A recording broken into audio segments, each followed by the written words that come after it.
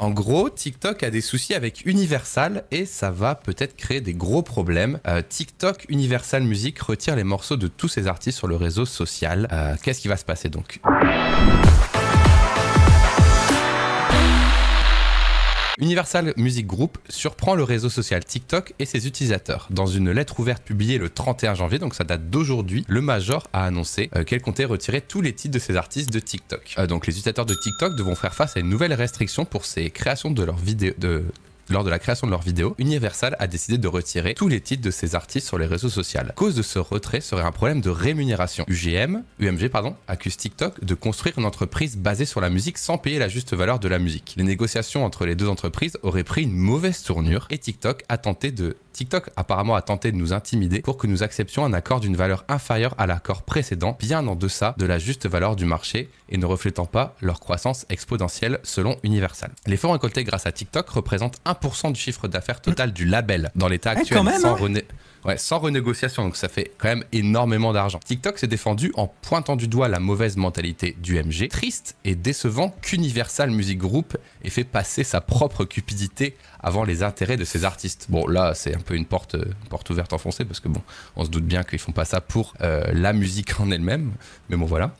En effet, TikTok est devenu une véritable plateforme de découverte musicale. La dimension du phénomène est telle que le Billboard a créé une catégorie qui lui est totalement dédiée. La soustraction d'Universal au réseau signifie l'arrêt de l'usage des morceaux d'artistes phares tels que Drake, Kendrick Lamar, SZA, Kanye West, Rihanna ou encore Nicki Minaj. C'est une grande perte pour les créateurs de contenu qui devront désormais faire de la musique sans ces artistes. Et pour votre information, si aucun accord n'est conclu avant ce soir à 23h59, toutes les musiques tous les TikTok utilisant des musiques de Taylor Swift, Billie Eilish, Kendrick Lamar, Drake, Post Malone, The Weeknd, etc., seront juste mutés. Voilà. Oui, c'est ça qui est important, c'est que c'est rétroactif en fait, et ça montre vraiment la puissance des labels musicaux. Hein.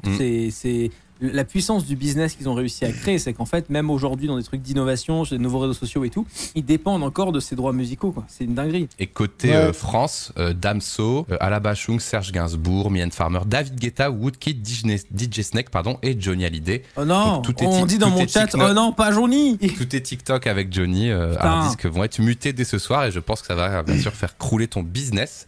C'est une liste bien sûr non exhaustive et tous ces artistes et leurs chansons disparaîtront donc définitivement de TikTok dès demain, le 1er février. Il ne sera plus possible d'utiliser les morceaux pour créer les vidéos ni de les écouter. Est-ce que vous pensez les amis que ça va être le début d'une ère et d'un réel changement sur TikTok et ce qui va se passer pour eux? Ou est-ce que vous pensez que ça va juste être un coup dans l'eau qui va rien faire à votre avis?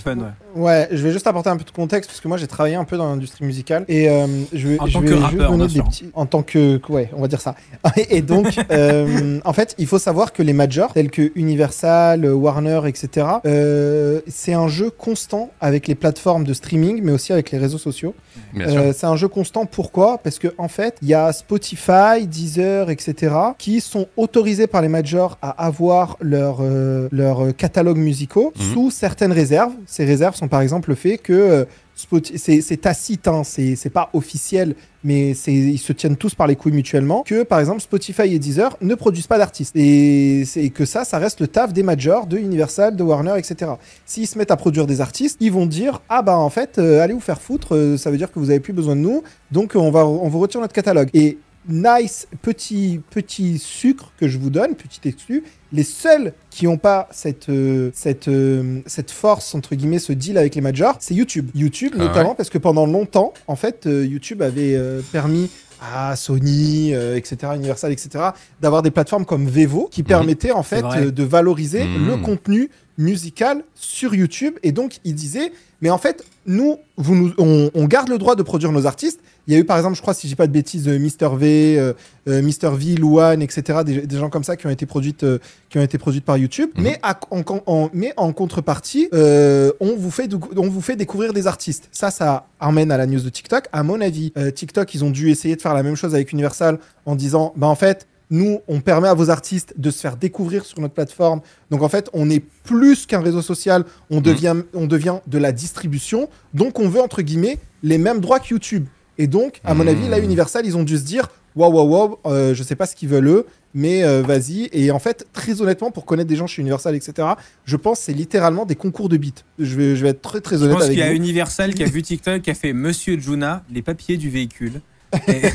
Non, et du coup, on a un peu cette guéguerre un peu constante entre ces majors et ces réseaux sociaux. Donc moi, ça m'étonne pas, mais je pense que ça va pas tenir longtemps, très honnêtement. Parce que là, c'est du lose-lose pour moi. Il y a personne qui est dans un win-win. Ouais. Universal perd de l'attractivité, etc. TikTok perd du contenu. Je pense qu'ils vont tous se calmer, ils vont tous aller prendre un verre et ils vont revenir à la table des négociations d'ici la semaine prochaine. Gros, je pense en vrai. Ouais, moi je pense que, mais même c'est pas impossible que ce soir on apprenne qu'ils ont trouvé un accord. Je pense que Universal se sent floué par l'usage que fait TikTok de ses chansons et veut plus d'argent par rapport à tout ce que tu viens de dire.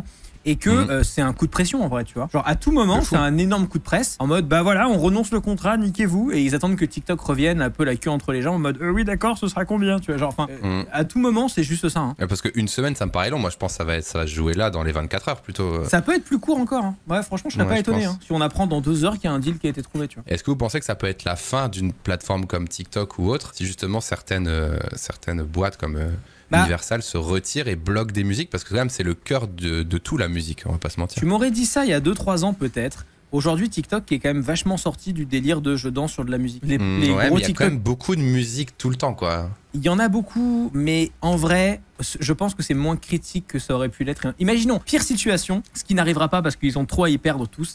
Universal ne revient jamais sur TikTok. Et ces musiques-là sont mute, machin. Scandale, incroyable, parce que les gens vont avoir plein de vidéos mutées, ça va casser les couilles et tout. En vrai, aujourd'hui, il y a tellement de contenu autre que ça et qui ne dépend pas de la musique sur TikTok. Ce n'était pas le cas encore il y a quelques années. Je pense que ça fait chier de fou, mais ça va. Moi, je pense qu'il y a quand même une grande partie de TikTok qu'on consomme pas tous les trois, qui est basée juste sur du lip sync et juste de la musique sur des photos. Par des contre, trucs, non, alors là, t'as tout à fait raison. Il y a plusieurs niches de TikTok qui sont très grosses, qui vont mourir, ça c'est sûr. Mais la plateforme en elle-même, elle tient debout. Ça fait chier, mais elle tient debout. Et il y a un autre aspect de l'article que j'ai skippé volontairement, mais je sais pas si ça a un impact pour vous ou pas. Selon UMG, TikTok permet à la plateforme d'être inondée d'enregistrements générés par l'IA et développe des outils pour permettre et de promouvoir et encourager la création musicale par IA sur la plateforme elle-même et exige ensuite un droit contractuel qui permettrait à son contenu de diluer massivement les redevances pour les artistes humains dans une démarche qui vise à remplacer les artistes par IA. En gros, ça c'est l'argument de Universal pour dire ça c'est grave intéressant. Hein. Ouais, du coup, ça c'est grave intéressant parce que je sais pas si vous avez vu passer la news aussi de la collaboration entre Universal Music, entre UMG et YouTube, justement sur la musique générée par IA. Et on sait que TikTok travaille beaucoup sur ces sujets d'intelligence artificielle. Donc en fait, je pense qu'Universal a aussi une peur, c'est de se dire, attends, est-ce qu'ils réentraînent, est-ce qu'ils utilisent nos données aussi pour développer leur propre IA, etc. Ça, c'est un truc, à mon avis, ils sont dans un petit flou juridique. Mais c'est ça le truc qui est vachement intéressant, c'est qu'en fait, Universal travaille avec YouTube sur un produit pour générer de la musique par IA entraînée par leurs artistes. Ça les dérange pas, ils ont pas un problème avec l'IA parce que dans le cas de YouTube, YouTube leur verse une licence à chaque fois qu'une chanson est générée, donc ils s'en foutent en fait parce qu'ils touchent leur com. Mais ce qu'ils voient, c'est que TikTok le fait en soum et leur verse pas de com. C'est sur ça qu'ils veulent négocier et c'est intéressant. Et je trouve, pour reparler de la réponse de TikTok, je la trouve assez drôle. Le côté un petit peu genre quel mot ils ont utilisé, genre Universal et greedy ou je sais pas quoi. Là, quel mot ils ont utilisé Ils ont dit, on déplore que Universal, on va dire, préfère son intérêt financier personnel que de l'intérêt de ses artistes. Non mais attends, alors ils n'ont pas forcément tort, attention, hein, de la part de TikTok. Voir TikTok nous faire un communiqué de presse pour dire Babylone, ils aiment trop l'argent, Babylone. Ça va, attends, vous êtes TikTok, ça suffit. Non, on se doute bien qu'ils font pas ça pour les artistes à la base, quoi, c'est sûr. Ok, non mais je vais aller scroller TikTok demain et ça va peut-être faire bizarre en vrai de se rendre compte qu'il y a des trucs sans son, voir comment même dans l'interface c'est mis à jour. Ils ont enlevé le son, genre il y a des vidéos qui sont muter, sans son. Ce sera ce soir à 23h59 que ça va prendre effet. Ça prend effet le 1er février si aucun accord n'est trouvé entre temps. Mais en vrai, ils se jettent une balle dans. Ils se jettent TikTok. Pourquoi est-ce qu'ils suppriment pas juste les vidéos? Je comprends pas. Bah c'est pire. T'imagines, tu te fais supprimer des vidéos de ton catalogue, toi, en tant que créateur, c'est affreux. Surtout qu'ils espèrent sûrement que ça revienne plus tard. Donc, je pense que eux, ils se disent qu'ils vont muter temporairement et que. Bah, c'est comme une vidéo YouTube, mec. Des fois, tu te fais muter. Hein, des passages. Après, c'est un smart move quand même d'Universal parce que l'impact sur TikTok sur la plateforme est direct. Donc en fait, TikTok il se tire une balle dans le pied en acceptant pas le truc. L'impact sur Universal, plus pervers entre guillemets. parce qu'il est sur le plus long terme. Parce qu'en fait, ça veut dire qu'il y aura moins de contenu. Parce que ça, c'est prouvé. Aujourd'hui, des trends TikTok péter des artistes sur Spotify, tu vois. Oui, ça, c'est prouvé, clair et net. Donc, mais ça, c'est un peu un truc moyen terme, tu vois. Donc, à mon avis, ils se disent que TikTok va peut-être craquer avant. C'est intéressant. Ouais, mais il y a surtout aussi des artistes genre Taylor Swift que tout le monde veut mettre en fond et qui seront juste pas dispo. Ça va quand même être un gros manque à gagner aussi dans ce sens-là. Donc c'est. Non, mais ça relance un débat qu'on n'a pas forcément envie d'avoir parce qu'il est long et qu'il est compliqué. Mais c'est qu'à un moment donné, il va falloir harmoniser toutes ces conneries au niveau européen ou au niveau je sais pas quoi, parce que le droit d'auteur versus Internet, le droit d'auteur, la loi sur le droit d'auteur aura été un problème à toutes les étapes de développement d'Internet. C'est quand même, à chaque fois, on est bloqué par ça parce que... Spécialement sur la musique en plus. Hein. C'est cauchemardesque, quoi. Et moi, on en a déjà parlé, on va pas faire un live complet là-dessus, on a déjà fait, tu vois. Mais moi, j'aimerais que, en tant que créateur YouTube et tout, on ait des licences faites pour nous avec des prix pour notre industrie, tu vois. Pas des trucs à 10 000 € par chanson qui n'ont pas de sens, tu vois. Où on puisse payer une licence à UMG, à je sais pas quoi, pour utiliser du Taylor Swift dans nos vidéos si on veut, tu vois. Et que ça s'adapte un petit peu, enfin, tu vois. Ça fait longtemps qu'on a ces discussions quand même, tu vois. Et du coup, là, ça veut dire que Universal et YouTube, ils sont copains là-dessus. C'est ce que tu disais, Diffen. Là, ils autorisent YouTube à faire ce que TikTok ne peut plus faire à partir de ce soir. Exactement. Diffen, okay. Exactement. Ok, bah écoutez. Donc là, les grands gagnants ici, c'est encore YouTube. Ouais, YouTube, ils s'en rendent bien. Bah, YouTube, ils collaborent avec UMG, donc ils s'en foutent, tu vois. Ils sont là, genre, bon, bah d'accord, on va payer. Oui, et puis ils collaborent depuis longtemps, et surtout que YouTube a vraiment une position forte. C'est le seul vraiment réseau social qui a une position forte face à Universal Music. Ouais. Et Universal Music, pour connaître bien l'animal, certains animaux en interne, je peux vous garantir que les mecs et les meufs.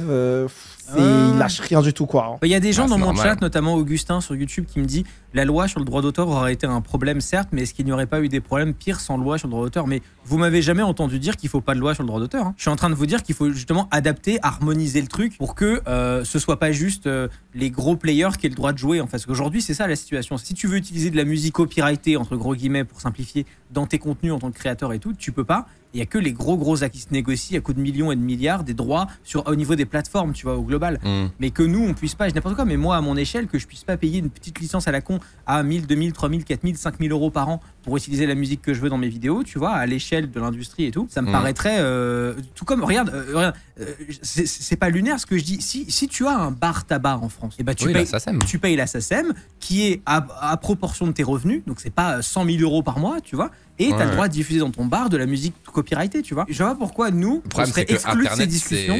C'est cross pays, Internet, c'est ça le problème en fait. Du coup, la SACEM, c'est très franco-français, quoi. Tu fais des statistiques, tu vois bien que sur la chaîne, il y a 95% de Français, donc t'as toujours 1 ou 2% de pertes. Mais tu vois. Il faudrait un institut mondial qui gère ça, c'est ça le problème en fait.